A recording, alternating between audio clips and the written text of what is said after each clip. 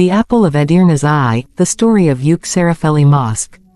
Rising like the crown jewel of Edirne's historical silhouette on the banks of the Meriç River, Üç Şerefeli Mosque is more than just a place of worship. It is a masterpiece that reflects the ancient spirit of the city and the magnificence of Ottoman architecture.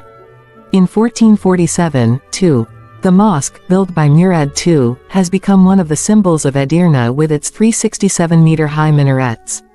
The construction of the mosque started in 1443 and was completed 4 years later.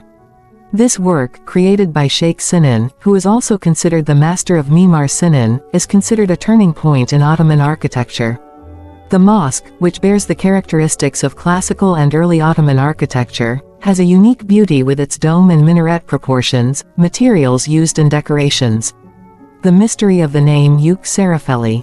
The name of the mosque comes from its single minaret, which is 67 meters high and has 3 balconies. This minaret symbolizes the power and magnificence of the Ottoman Empire.